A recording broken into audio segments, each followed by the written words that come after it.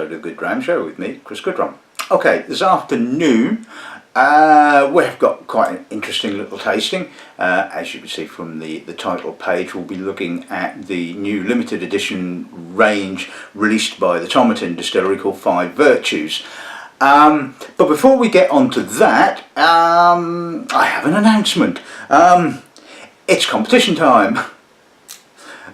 In all 236 episodes of the show, I've not actually done a competition. I thought, well, it's well and truly overdue. So, unfortunately, don't get too excited. It's the giveaway is not huge. The giveaway is actually a Tomatin giveaway. It's a nice little tri-pack which includes the Legacy, the no age statement bottling, the 12-year-old and the 18-year-old, which are all fabulous whiskies. And so this is the prize, and I will post it wherever, whoever wins the competition.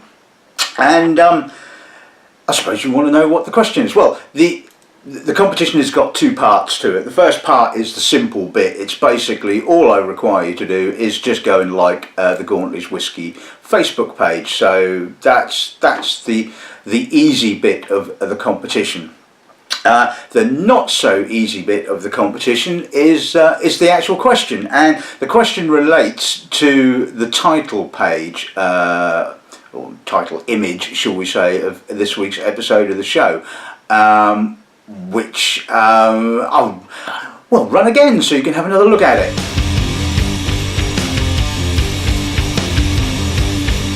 Anyway, so right, you've seen the title page. The question is, what famous image have I plagiarised for this week's cover image? So I will give you one little clue. It is music related, but that's the only clue I'm going to give you. So all I need you to do is send your name, address, and obviously the answer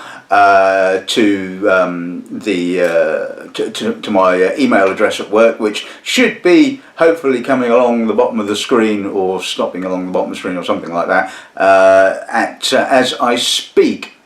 So yeah, like I said, go and like the Facebook page and email me the answer to the question: what famous image have I plagiarised for this week's cover shot? So right, that's that out of the way, and well, good luck to you. And what I will randomly select a correct answer, assuming there's going to be a number of correct answers, and announce it on next week's episode of the show. So if you fancy one of these rather funky little 5CL tri-packs, absolutely free and gratis, as they say, well, answer the question, and like I said, you may well win. So, and don't say I don't give you anything, okay? Right, okay, so back to this week's tasting. Now, the 5 Virtues range is all set around the elements. So we have a bottling that supposedly represents wood, fire, earth, metal and water. And they're all no age statement bottlings, and I can probably hear some of you groaning now, the usual yada yada about no age statement, but the whole premise of each individual bottling is that the master distiller, which I don't know whether was Douglas Campbell or whether he's retired or whether it's Graham Unson, I haven't pronounced his name right, I don't know who was responsible for this particular range, probably should have asked the question, but anyway. That, I'm guessing that's the lesser of the two evils. But anyway, so the whole idea was to basically create a bottle or create an individual bottling that related to the 5 elements. So obviously they could draw on a number of different casks, and you know they've got 14 warehouses full of the damn stuff. So they're not short of a few casks to do this thing with. And the nicest thing I think about this range, and this I think all comes down to why Tomatin are really highly regarded with regards to their innovation of their ranges and things like that, is that this is, although it is a limited edition range, it's not sort of packaged in sort of uber fancy packaging and going to cost you an arm and a leg, and is only really sort of going to be bought by people with vast amounts of cash. This is an accessible range. It's a a collaboration between the distillery and the artist Eva Ulrich, who's apparently an abstract landscape artist. I mean, you can see the pictures in the initial title page. And I must admit, I'm not sort of particularly well versed in her art, as you probably have guessed, my art appreciation lies elsewhere, shall we say. But anyway, she's created these 5 different canvases to go with each of the individual bottlings, and I think they're quite interesting. Hopefully you agree. But the nice thing about this, like I say, this is available to everyone. I mean, each of the bottles retails around about £50. So, well, you could argue that £50 is a lot of money for a whiskey, but it's all relative at the end of the day. This is not bloody Macallan and charging an arm and a leg for some kind of fancy box with a limited edition picture of the distillery or something in, you know. No, cynicism. Anyway, no, this is accessible to pretty much anybody, and I like the whole packaging, the bottle shapes. I think they've done a really, really nice job.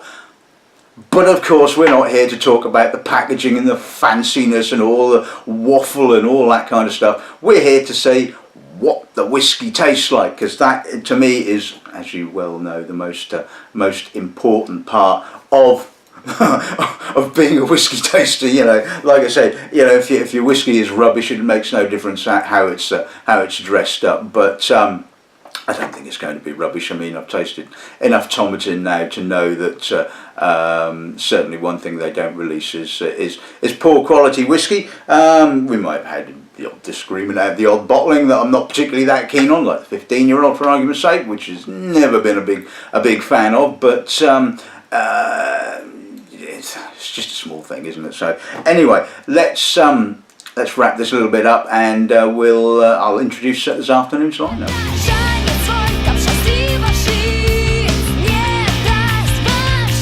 Right, okay, so now the interesting thing about today's lineup is that I've tasted 3, the first 3. We're going to taste them in the order that they've been released. The last 2, Wood and Metal, haven't actually been released yet, and this is the first time I've actually had the opportunity to taste them, so I'm as much in the dark as you guys with regards to these 2. So anyway, we're going to kick off with Wood, and the waffle, for want of a better word, with regards to this is obviously about how significant wood is to the whiskey industry. And in this instance, they've done the obvious thing. They've selected different cask types to, you know, show how these casks interact with the whiskey. So what they've done is they've selected ex-French oak, ex-American oak, and interestingly enough, ex-Hungarian oak, would you believe, and vatted the 3 different cask types together. So obviously it's an exploration of how wood affects the Tomatin spirit. The second bottling we'll be looking at, these are all bottled at 46%, by the way. The second bottling we'll be looking at is the Fire. Now, this is, again, obviously Fire is, well, probably not quite as important to the whiskey industry as well. I mean, it's important, obviously, because you've got fire up stills, but so, you know, interesting way of looking at the use of fire was obviously to look about the charring of the casks, and go into a huge amount of detail about charring casks, but you know that basically the casks are fired to, you know, break down the surface area of the wood to sort of allow the release of sugars and allow the sort of like the spirit to sort of get into the cask, you know, with minimal delay, shall we say. And what they've done in this instance, they've taken what they call rejuvenated casks, i.e. these are casks that once may well have sort of exceeded their life expectancy, have been basically replaned and recharred. So interesting concept. I'm always a little bit wary of rejuvenated casks or recharred casks, as the case may be. Although I was told that they tend to sort of produce less tannin and more vanillins, I tend to find that even if they do that, the tannins do have a tendency to be a little bit on the bitter side. So I think that will be an interesting one to see. I mean, it doesn't always go that way. I mean, certainly I think this is probably why, for example, a lot of blenders and what have you won't tend to do the whole thing, the whole whiskey in recharred cask. They'll vat it in because of the possibility of slightly bitterness of the tannin. So, but anyway, the third bottling in the release is called Earth. Now, that obviously is going to lead you towards, you know, the earth and peat, and quite unusually, this is an actual peated Tomatin. They do obviously produce a peated malt, obviously, which is released under the Cubocan label. So it's not unusual for Tomatin to produce peat, but I can't think of another bottling that's actually labelled as Tomatin that has been peated. So really intriguing. I mean, obviously, I know that the quality of the Cubocan peating is quite low, so I don't know how. If this is slightly more heavily peated than Cubocan or not, but obviously when we taste it we will get to find out. And the fourth bottling in the series is Metal. Now, like I said, this is the two that I've not actually tasted as yet, so it's going to be quite interesting. And well, the whole concept of Metal is obviously the copper stills, and how the stills interact with the whiskey. But interestingly enough, they've decided to release this particular bottling with the spirit being aged in, I believe, first fill American oak or first fill bourbon, which I would have thought I would have probably gone more refill to sort of allow the spirit character to sort of come out. I mean, you know, you think of first fill American oak and you think, well, it's probably going to be slightly more heavier on the vanillins and that kind of character, which slightly unusual, but you know, we will obviously see what that one's like in due course. And finally, where would the whiskey industry be without water? Obviously a vital component in the making of whiskey, and with this particular bottling they've decided to go for a winter distillation. Now, I must admit, this is an interesting factor within whiskey, which I don't think anybody's really looked into in that way, that how the different seasons affect the actual process of the distillation.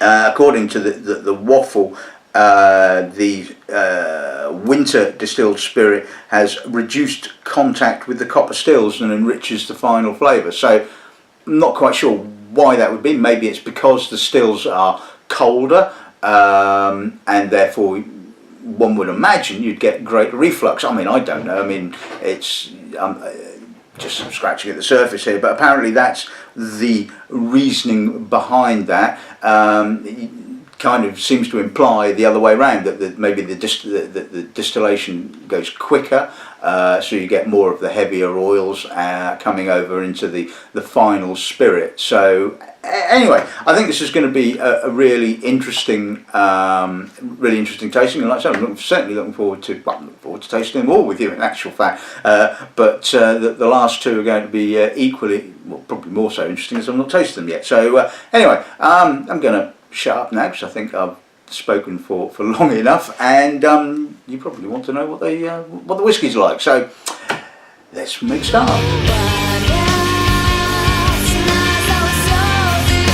Okay, so before we just kick off, I just would like to say a very, very big thank you to the Tomatin Distillery for the samples for today's episode of the show. I mean, they regularly send me samples, but when I said I'd like to do an episode of the show on the range, and I'd only tasted 3, I was just assuming they were going to just send me samples of the other 2, but no, fresh samples, everything. So just, yeah, big thank you. But anyway, let's see what wood gives us then, shall we? That is a lovely nose. Now, I love wood. You know, I love the oak characters, and this is just wonderfully balanced. I'm getting the vanillins from the American oak. I'm getting that slightly tighter, spicier oak that I kind of associate with French oak, and there's a sort of a lazy, sort of vanilla-y kind of character sort of just happening in the background. I mean, I must admit, I've not tasted an awful lot of whiskey that's been aged in Hungarian oak, but I'm guessing it's going to have a similar kind of character to French oak. I'm guessing, I'm assuming it's going to have sort of a tighter grain, so therefore it just kind of comes across with a bit of tightness. There's some lovely barley, there's a touch of earth. It's got a lovely natural kind of character. It's rich, it's quite full. And the oak is obviously giving it that richness. Maybe that's what the Hungarian oak is doing for it. Maybe it is adding that sort of slightly richer character. But this is a beautiful whiskey, and I certainly stocked it, and I think it's now, well, you might be able to find it on a few websites, but certainly we've moved on from this particular bottling. But absolutely gorgeous, really, really nice. And this is just, again, you know, forget the whole no age statement. It's all about you know, the whiskey, and it's got a freshness, it's got a youthfulness, but it's not overly youthful. It certainly feels like it's got some nice age to it with these particular spirits. There's a nice kind of fresh, slightly youthful barley note. So I think this is just fabulously put together. So let's see what the palate's like.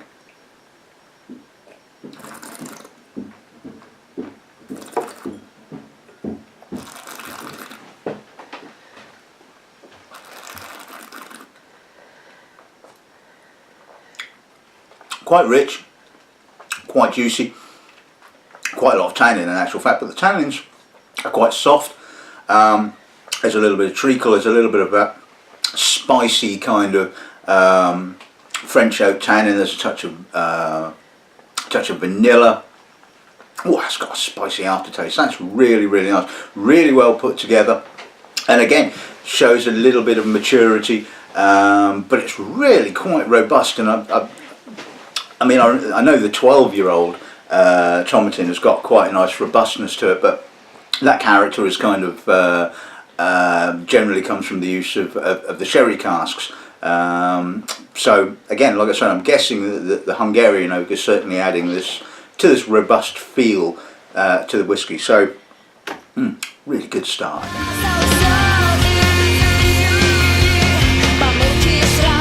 Okay, so let's move on to the fire. So this is recharred American oak. Now I was just looking at the nice little booklet that comes with it. I mean, and apparently they have over 177,000 casks. I mean, so you know, there's a fair few there to choose from. Anyway, so let's see what the recharred cask does to the spirit. There is quite a bitterness there, I will say. It is balanced by, you know, some quite chunky vanilla and a little bit of honey.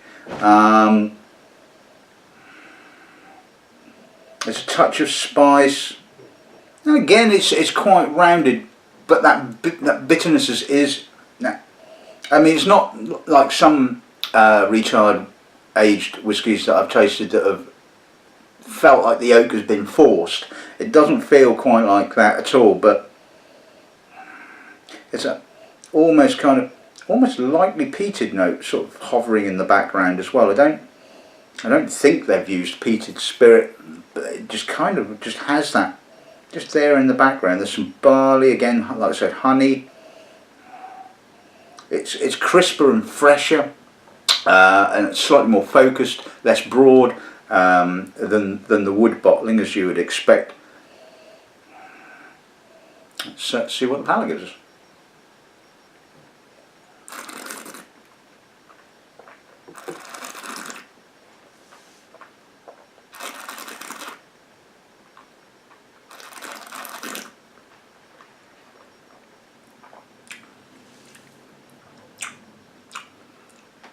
Yeah, it has quite a bitterness on the finish. I will say that it has a nice progression. It certainly opens up with quite a lot of creamy vanilla, and then sort of it kind of like starts to tail off a bit. You're getting the barley, a little bit of spice coming through, and then the bitter tannins start to come through right on the very finish. And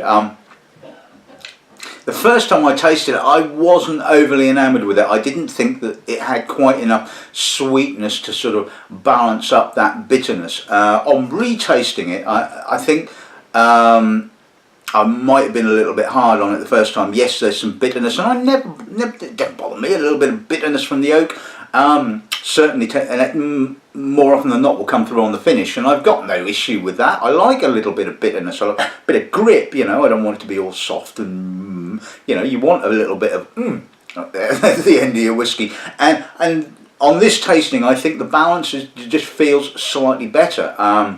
Maybe it was my palate at the time. Maybe it's my palate now. I don't know. It's always an interesting thing when you reevaluate a whiskey. Because you have all these external factors that as a taster you don't even think about. You just put it in the glass, taste it, and think and make your notes. And it's a kind of how you're feeling at the time and all that kind of stuff. And I will say, I don't think the balance is quite there. I think the balance is better than what it was when I first tasted it. And certainly obviously the whiskey has not changed, as obviously my perception has kind of changed. So yeah, interesting, different, and I think sort of certainly quality wise not too shabby. Right, okay, so let's move on to the Earth. Now, as I say, this has been made with peated malt, aged in refill American oak. So I don't know how many times it's been used, but I'm expecting sort of more spirit character and less oak. So hopefully this will be quite earthy. So let's see what those goes. That's nice. That is really nice. It's got that lovely, sweet, heathery, mainland kind of peaty character. There's a beautiful sweetness from the malt.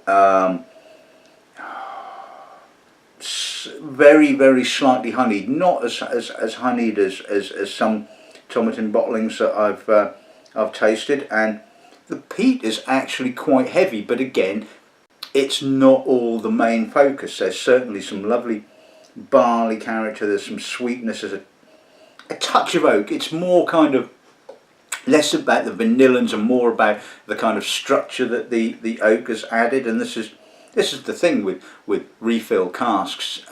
Once you've got the overt vanillins out of the way, they still give you kind of tannins and they give you structure to your whiskey. And there's obviously a finite amount of time that you can use a cask for. But for me, I think sort of second, third kind of fill tends to be sort of just a sort of prime time for cask usage. So, but yeah, this is lovely, really nice. And like I said, it's not too heavily peated, but there's some lovely peat. And like I said, it's that Highland kind of sweet, heathery kind of peat. No coastal notes, no salt, nothing like that. It's just this. This is the kind of classic Highland peated malt, and yeah, absolutely lovely. Let's see what the palate gives us then, shall we?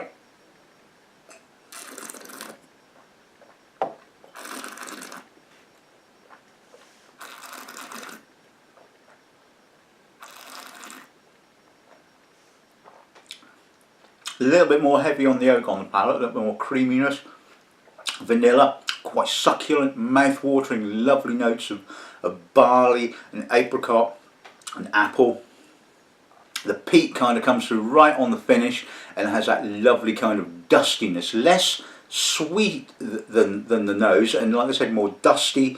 There's almost kind of a little coaly kind of dust feel to it. It's very dry. Again, there's no kind of medicinal notes or sort of salt or anything like that. It is, classic Highland or mainland peat character, should I say.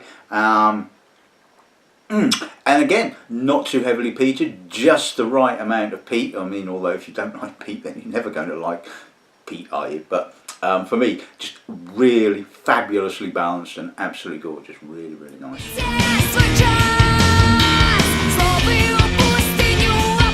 Okay, so let's move on to the metal. Like I said, this is the first time I've encountered the metal. So this is, like I said, first fill bourbon. So let's see what the notes give us then, shall we? Yeah, first fill bourbon. I mean, it is.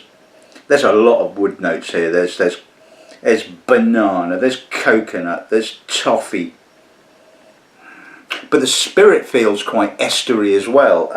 There's a lot of apricot, banana, like I said, fleshy apricots and yellow fruits and things like that, and a lot of oak. But bizarrely, like I said, it does have a real estery kind of character. Yes, there's a lot of vanilla, a lot of cream, milk, sort of butter. It's almost kind of like the oak has kind of gone, I'm big and I'm oaky, but it's also kind of feels like it's kind of almost kind of emphasised the spirit as well, or maybe they've just kind of, you know, I mean, because this is really intense and really estery, and it's unusual. I mean, for Tomatin to be, in my experience anyway, for Tomatin to be this estery, this pineapple-y and all that kind of stuff. You know, you do get that with whiskies, and it's not, I must admit, it's not a characteristic that I've ever really associated with Tomatin. So this is, yeah, really unusual. Is this just a fluke, possibly? Has the first fill oak somehow kind of unlocked these esters? I mean, I find that hard to believe. I mean, you know, the esters are always going to be there in the spirit, you know. So, yeah, this is a bloody good cast they've chosen for this, it has to be said. I mean, absolutely spot on. And again, you know, the balance is lovely. Really, really nice. Slight youthfulness to it.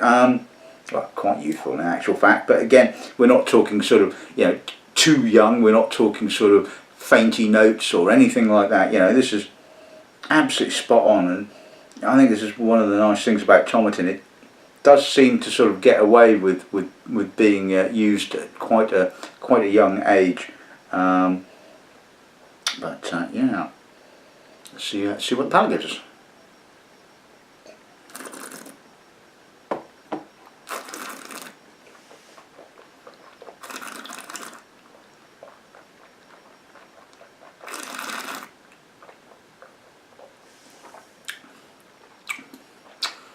A bloody fruit monster. I mean, you know, what's going on here? You know, apricot, pineapple, bit of tangerine, banana. Oh my God, that's just explosion of fruit. And the oak is all kind of like quite nicely behaved. Yes, I'm getting quite a bit of sort of bit of butter, or quite a bit of butter and vanilla and a little bit of coconut. But it's all just kind of really sort of at the edges. There's a little bit of bitterness as well. But wow, that's a fruit bomb. I mean, you know, that's certainly not the kind of terminology I would be used in a Tomatin tasting note. So that is just completely out of left field. I mean, wow.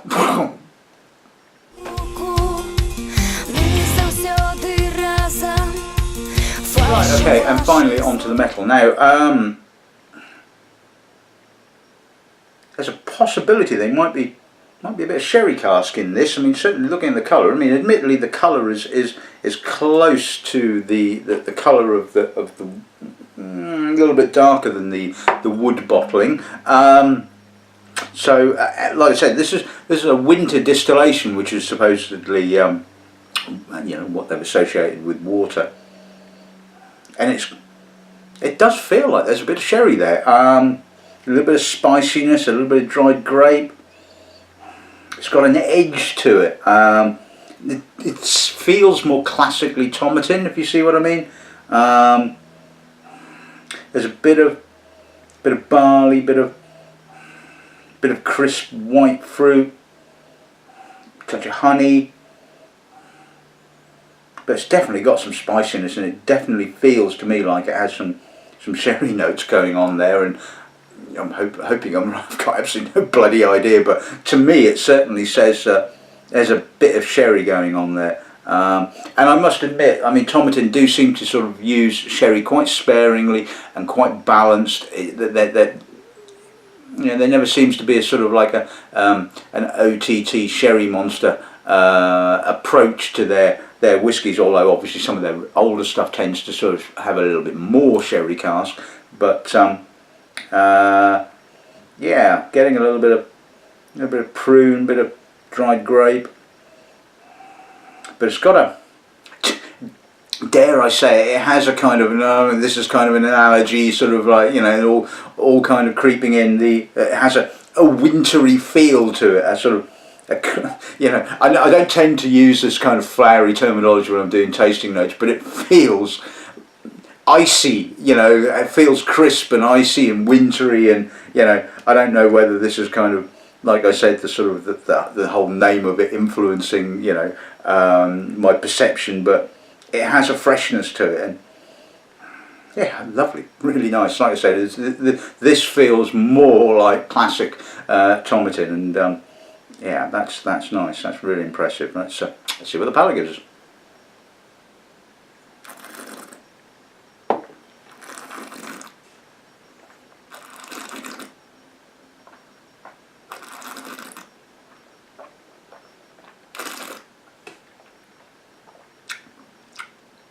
Yeah, I'm convinced there's some sherry going on here. Licorice, treacle, spice, almost a PXy kind of sort of sweetness to it. It's probably Oloroso rather than PX, but it has that sort of softness. It's not got that kind of herbal Oloroso-y kind of character. It's got a sort of soft, more treacly kind of Oloroso kind of character. But again, some barley, some freshness, some grip.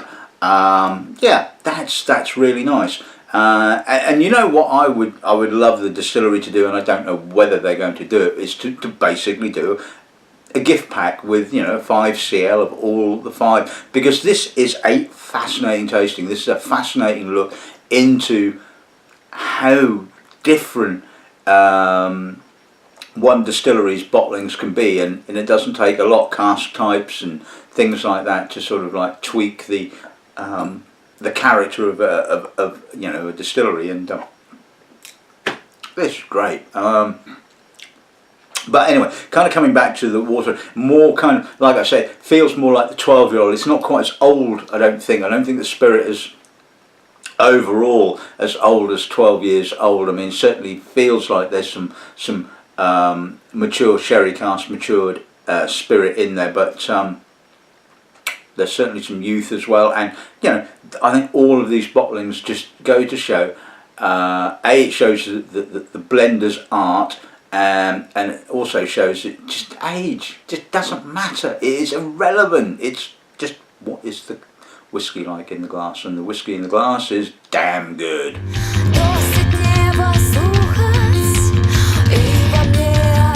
Right, okay, so let's properly sum up today's episode of the show. Well, again, like I said, I'd just like to say a really, really big thank you to the distillery for the samples. They always seem to be eminently generous in their sending out samples, although I've not had a sample of the 36-year-old, the warehouse collection one yet. Second bottling in the warehouse collection. I got the first sample of the first one, so please. Anyway, no. Like I said, I mean, the distillery always seem to sort of, do me nicely when it comes to samples, and I've said nice things about the whiskey, and who wouldn't? These are absolutely fantastic whiskies. Okay, like everybody, you're going to have ones that you really, really like, and ones that you're maybe not quite so keen on.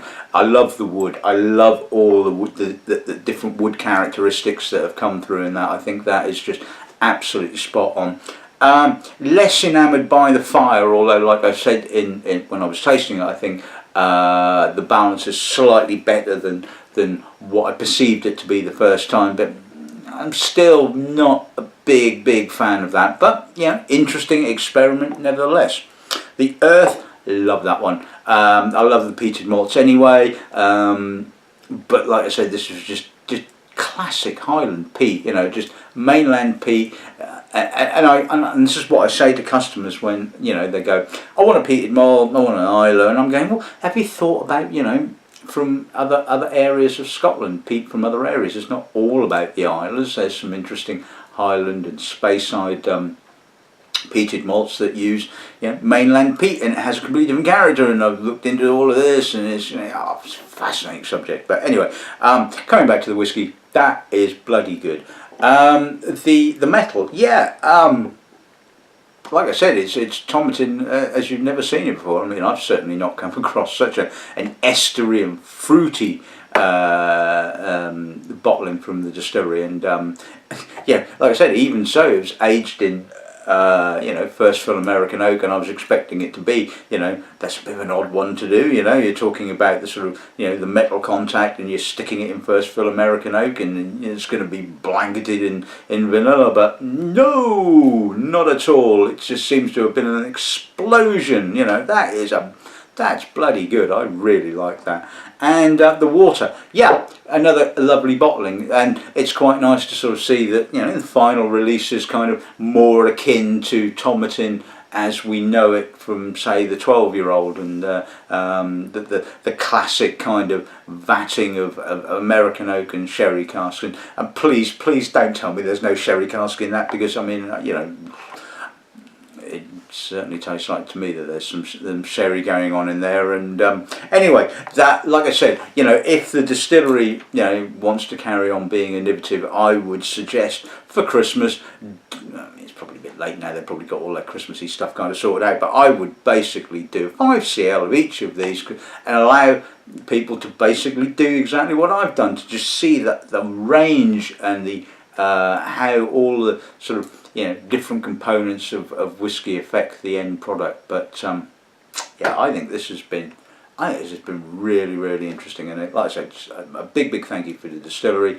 And anyway, so I'm almost kind of running out of time, so don't want to carry on waffling too much more, but I hope you've enjoyed this week's episode of the show. I hope you'll enter the competition. Like I said, it's very easy. It's basically like our Facebook page, and tell me what image I plagiarised for the cover shot. So simple, really, isn't it? Only if you know. But so all that's left to say is I hope you enjoyed this week's episode of the show. Thank you for watching. Thank you for subscribing. Almost got to 1,000 subscribers, so just a few more and we'll be at that milestone. So all that's left to say is good dramming and good afternoon.